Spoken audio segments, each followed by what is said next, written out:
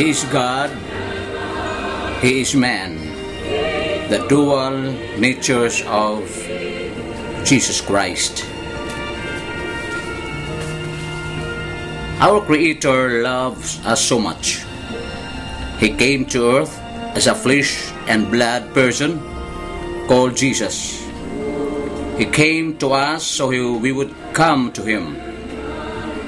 Sinful disobedience to God had broken mankind's relationship with Him.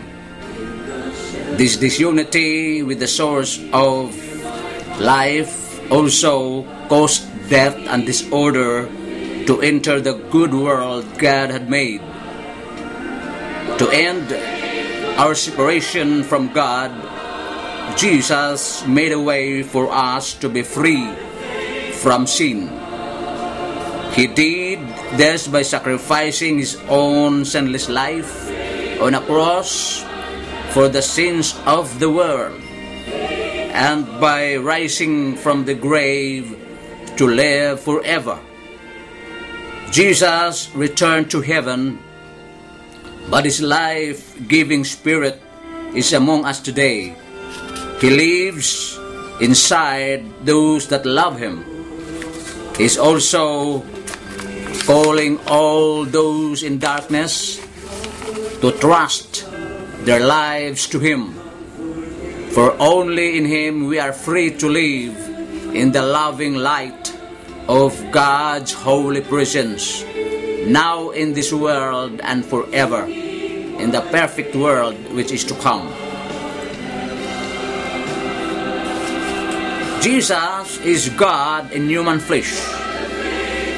He is not half God and half man.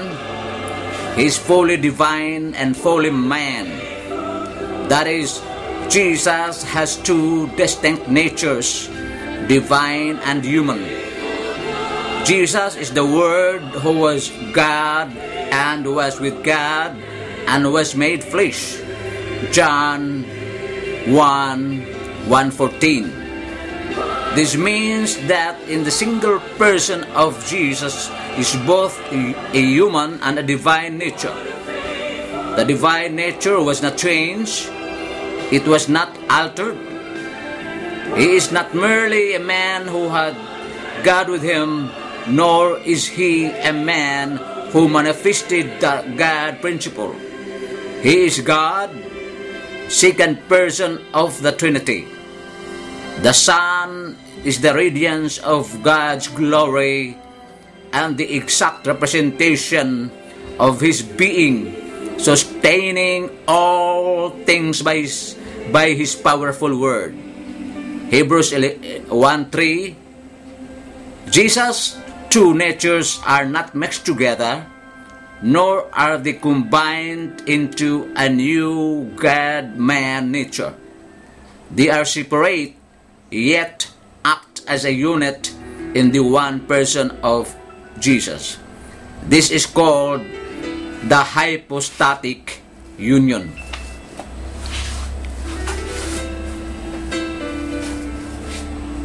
Jesus Christ is God, for He is worshipped. Matthew 2:11, Matthew 14:33. Jesus Christ is God. He was called God, John 20:28, Hebrews 1:8. Jesus Christ was called Son of God, Mark 1:1.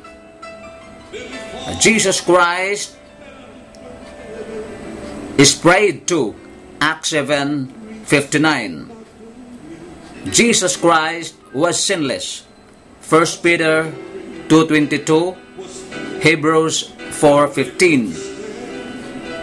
Jesus Christ knows all things, John 21:17. Jesus Christ gives eternal life, John chapter 10 verse 28. Jesus Christ, in Him dwells the fullness of deity, Colossians 2:9. And yet, Jesus Christ is man. He worshiped the Father. John 17. He was called man. Mark 15:39. John 19:5. He was called the Son of Man. John 9:35-37. He prayed to the Father. John 17. He was tempted. Matthew 4:1. He grew in wisdom. Matthew 2:52. He died. Romans 5:8. He has a body of flesh and bones. Luke 24:39.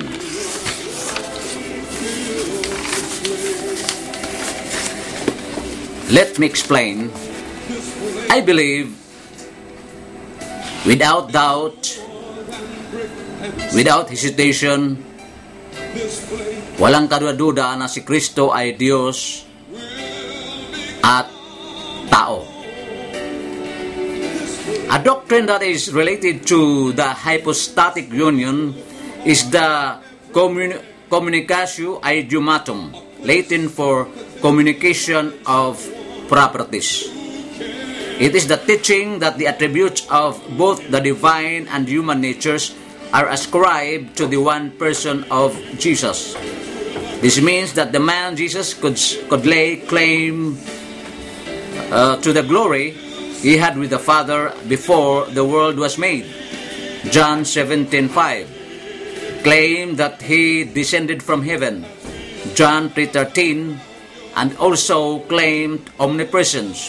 Matthew 28:20. All of these are divine qualities that are laid claim to by Jesus. Therefore, the attributes of the divine properties were claimed by the person of Jesus. One of the most common errors that non-Christian cults make is not understanding the two natures of Christ. For example, the Jehovah's Witnesses focus on Jesus' humanity and ignore his divinity.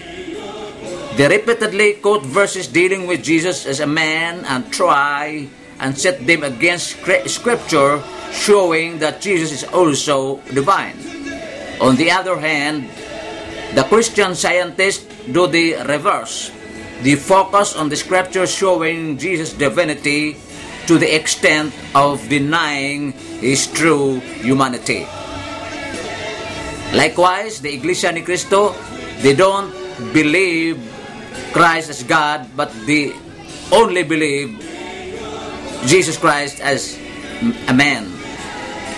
For a proper understanding of Jesus and therefore all other doctrines that relate to him, his two natures must be properly understood and defined. Jesus is one person with two natures. This is why he would grow in wisdom and stature. Luke 2:52. Yet know all things.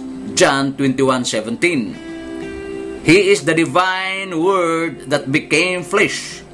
John 1:14. The Bible is about Jesus. John 5:39. The prophets prophesied about him. Acts 10:43. The Father bore witness of him. John 5:37. John 8:18. The Holy Spirit bore witness of him. John 15:26. The work Jesus did bore witness of him. John 5:36. John 10:25. The multitudes bore witness of him. John 12:17. And Jesus bore witness of himself. John 14:6. John 18:6. Other verses to consider when examining his deity are John 10:30-33, John 20:28, Colossians 2:9, Philippians 2:5-8, Hebrews 1:6-8, and 2 Peter 1:1. 1 Timothy 2:5 says, "For there is one God and one mediator also between God and man, the man Christ Jesus. Right now there is a man in heaven on the throne of God. He is our advocate with the Father." 1 John 2:1. He is our Savior. Titus 2:13. He is our Lord. Romans 10:9-10. He is Jesus. The word Christology, that is the word derived from, Christology is derived from the word Christ. And in the Greek word, it is logia. It's a field of study within Christian theology which is concerned with the nature of Jesus Christ, particularly with how the divine and human are related in His person. Christology is generally less concerned with the details of Jesus' life than with how the human and divine coexist in one person. Although the study of the interrelationship of these two natures is the foundation of Christology, some essential subtopics within the field of Christology include the incarnation, the resurrection, and the salvific work of Jesus, known as soteriology. Christology is related to questions concerning the nature of God, like Trinitarianism, Unitarianism, or Binitarianism. However, from a Christian perspective, these questions are concerned with how the divine persons relate to one another, whereas Christology is concerned with the meeting of the human or Son of Man and divine or God the Son or Word of God in the person of Jesus of Nazareth. Throughout the history of Christianity, Christological questions have been very important in the life of the Church. Christology was a fundamental concern from the First Council of Nicaea 325 AD until the Third Council of Constantinople 680 AD. In this time period, the Christological views of various groups within the broader Christian community led to accusations of heresy and infrequently subsequent religious persecution. In some cases, a sect-unique Christology is its chief distinctive figure. In these cases, it is common for the sect to be known by the name given to its Christology.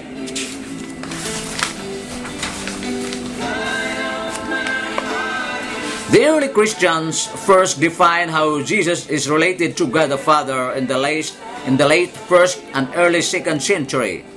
Many of the Christological controversies of the first 2 centuries of the Common Era had direct implications for later thinking about how the human and divine are related within the person of Jesus. Within the early church, Christological position known as Arianism and Ebunitism were held by some, which argue that Jesus was an ordinary mortal.